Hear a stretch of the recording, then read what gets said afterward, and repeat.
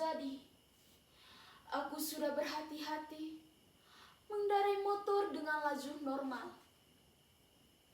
Tidak balap, aku tidak balap. Aku memperhatikan kendaraan lain yang lalu lalang. Tapi, mengapa aku bisa tak melihatnya? Apakah aku melamun?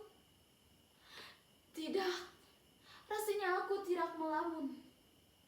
Tapi entahlah, mungkin aku melamun. Aku tak ingat. Sial! Benar-benar sial.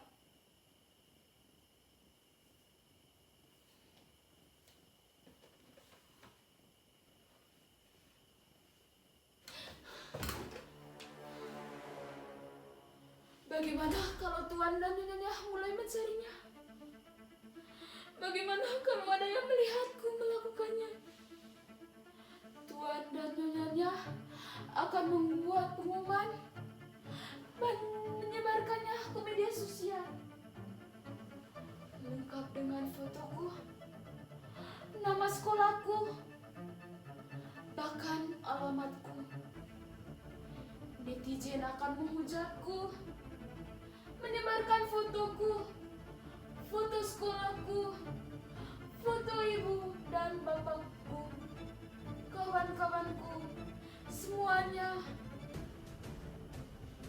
Habislah aku. Habis. Aduh. Bagaimana ini? Apa yang harus kulakukan?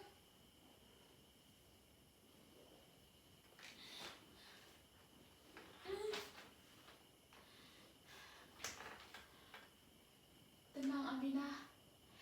Tenang. Tenanglah. Tarik nafas. Hembuskan. Tarik nafas. Hembuskan. Ya, aku harus tenang. Aku tak sengaja melakukannya. Sungguh tak sengaja. Kalian percaya aku kan?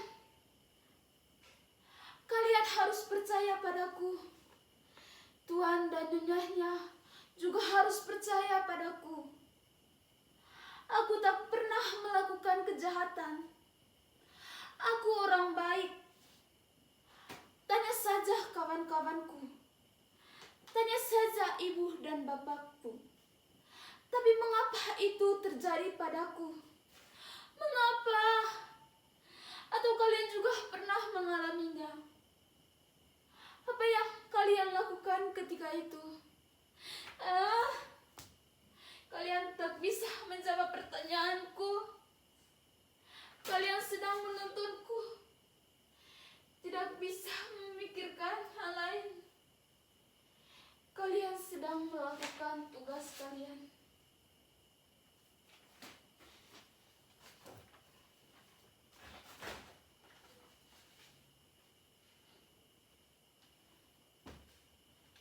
Aminah, apa yang harus kau lakukan? Kau bisa mati kalau membengkak wajahmu seperti itu.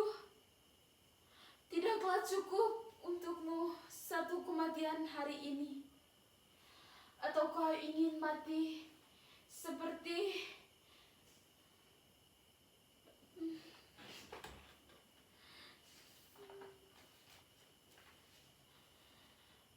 tolong aku. Tolonglah aku. Kalian harus menolongku. Pada siapa lagi aku harus meminta pertolongan? Pada siapa? Aku benar-benar tak sengaja.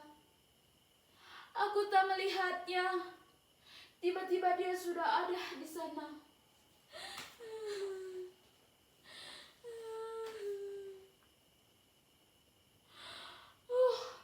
Apa yang sudah kulakukan? Aku baru saja pulang setelah mengerjakan tugas dengan kawan-kawan. Kami mengerjakan tugas, ngobrol, makan, lalu pulang.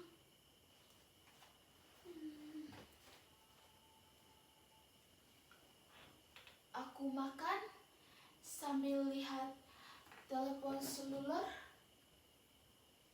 dan makananku tidak habis tersisa. Aku sudah kenyang.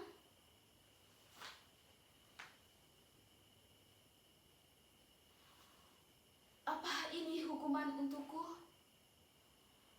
Jangan-jangan dia adalah jelmaan Meong Palokaralai, pegawal setia Sang Hyang Sri Dewi Padi dalam Suri Ila Galigo. Aku pernah baca kisah-kisahnya.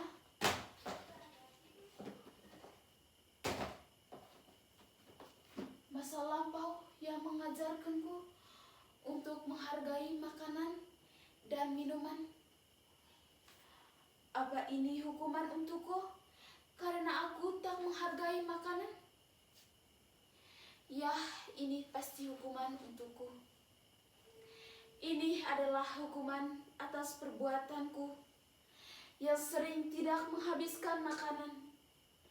Akhirnya dibuang, padahal banyak orang yang butuh makanan. Hukuman untuk orang yang menyia-nyiakan makanan. Aku tidak menghargai makanan. Aku tidak memberi makanan pada orang yang membutuhkan, malah membuangnya. Keterlaluan. Ya, kau keterlaluan. Ampina.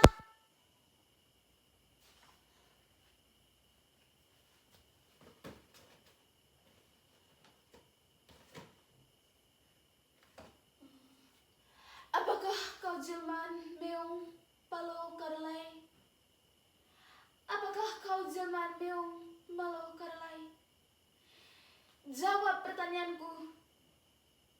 Jangan diam saja. Jawab. Jawab. Mengapa kau diam saja? Mengapa kau diam saja? Mengapa? Bantulah aku.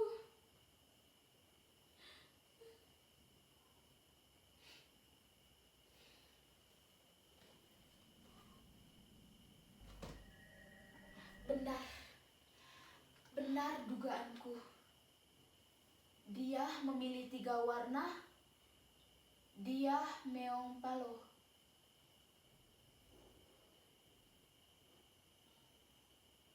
Tidak. Dia bukan Meong Palo. Ini bukan hukuman. Dia tak menjawab pertanyaanku karena sudah mati. Dia bukan jelmaan siapa-siapa. Dia bukan jelmaan Meong Palokaralai, bukan pegawai setia Dewi Padi Sang Hyang Sri. Itu mitos yang bernilai kearifan agar kita belajar menghargai bahan pangan yang telah ada sejak dahulu, yang telah menghidupi kita. Aku memang salah karena sering seenaknya menyia-nyiakan makanan. Tapi ini bukan hukuman. Aku akan belajar menghargai makanan.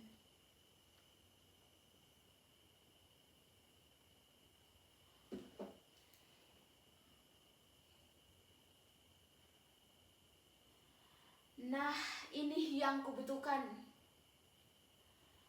Jadi dia telah dipelihara oleh orang-orang Mesir sejak tahun 4000 sebelum Masehi untuk menjaga bahan pangan dari jarahan tikus. Dia dianggap sebagai jelmaan Dewi Bastet, bahkan diperlukan layaknya manusia. Siapapun yang membunuhnya akan menerima balasan dibunuh juga. Hah?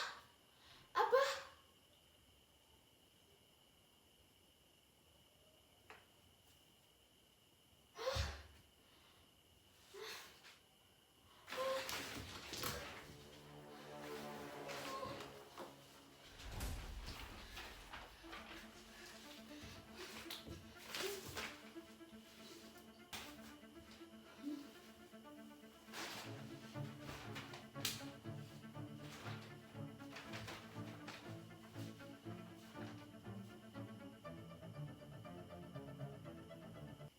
Belum selesai penjelasannya.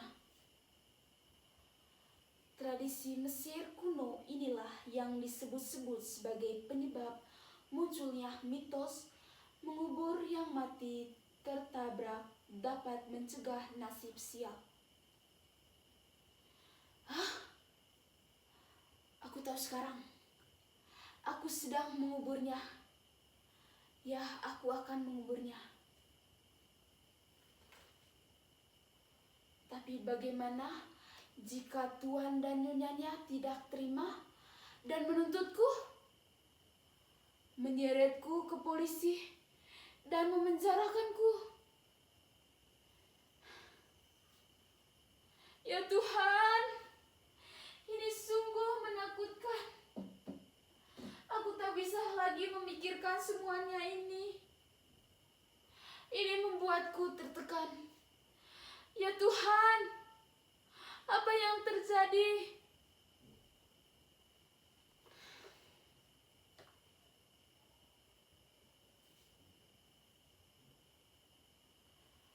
Hiduplah kembali. Hiduplah kembali. Maafkanlah aku. Maafkanlah aku. Aku harus menyelesaikan ini sebelum ibu dan bapak pulang. Mereka tak boleh tahu kejadian ini. Tak boleh. Aku tak boleh menyusahkan mereka. Aku harus menyelesaikan ini sendiri. Tidak, penonton tak bisa membantuku.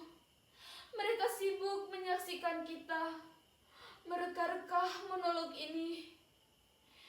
Kita yang harus saling bantu. Ayolah.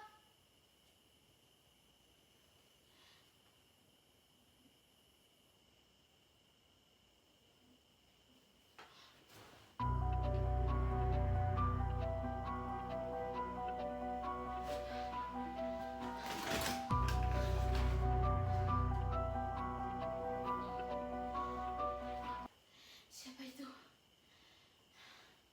Sepertinya ada yang datang. Jangan-jangan tuan dan nyonyanya telah tahu bahwa dia mati dan tahu bahwa akulah penyebabnya. Tuan dan nyonyanya sedang ke sini untuk menangkapku atau bahkan membunuhku. Bisa jadi yang datang adalah suruhan tuan dan nyonya yang bertugas membunuhku. Yang membunuhku. Astaga, ini mengerikan.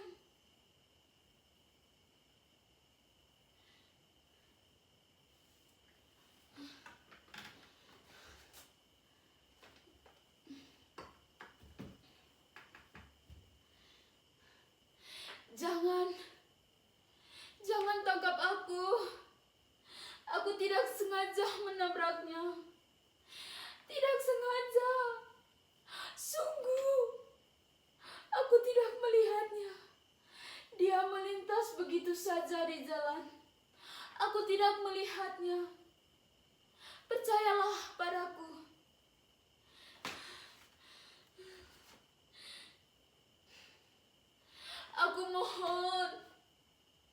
Aku mohon jangan bunuh aku.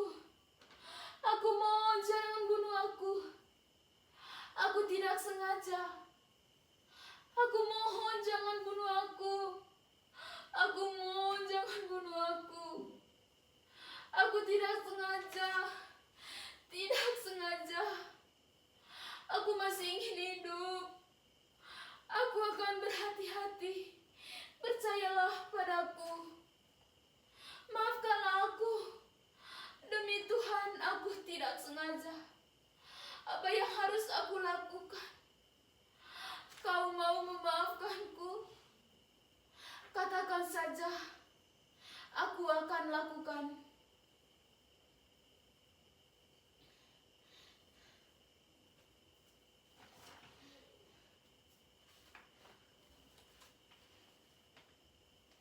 Tidak. Aku tidak sengaja menabraknya. Ini adalah penjelasan yang jujur. Tak ada niat untuk menabraknya. Ini murni ketidaksengajaan. Ketidaksengajaan patut dimaafkan. Aku mengakui aku lalai. Aku akan bertanggung jawab atas kelalaianku. Aku menguburnya. Ya, aku akan menguburnya. Aku akan datang ke Tuan dan nyonyanya. Aku akan menceritakan semuanya. Jujur lebih baik.